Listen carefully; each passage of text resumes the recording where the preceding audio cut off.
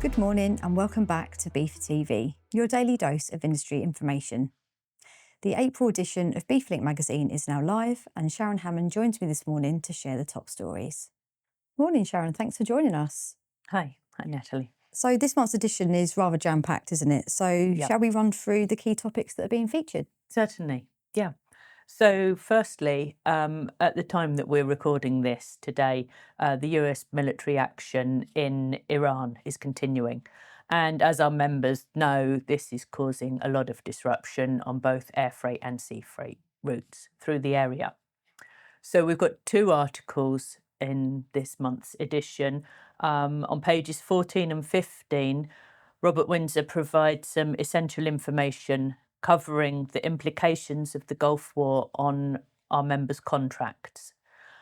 He'll explain the contractual implications and then practical steps that members can take to keep their customers aware of the situation and to mitigate and manage customer expectations. Sure.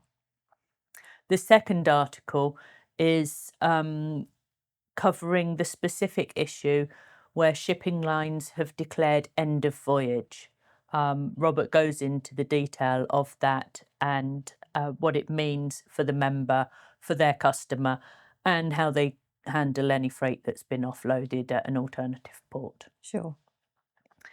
Then the second focus of articles in this month's issue is relates to the matter of fraud.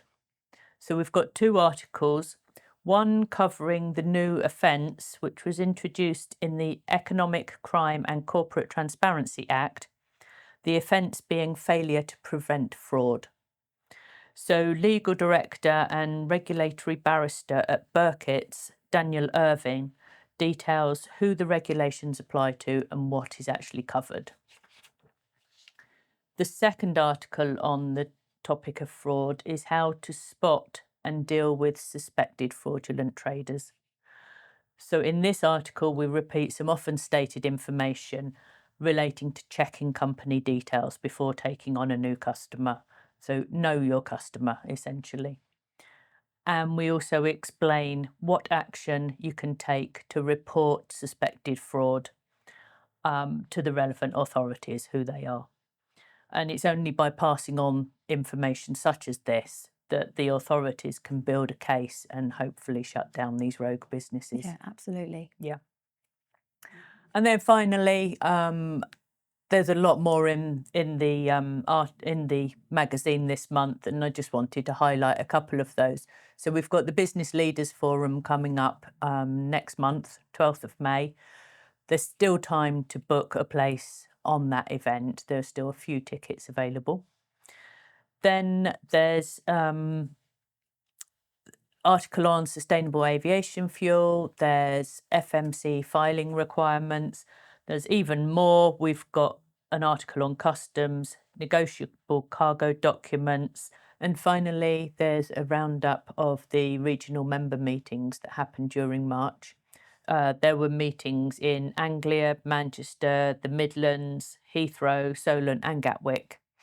And this is just a reminder that anyone, any employee of a BIFA member company is welcome to come along to the regional member meetings.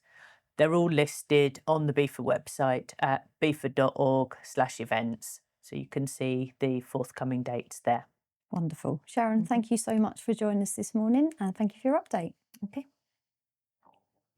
To catch up on this month's edition of BIFAlink, please visit the link in the description below.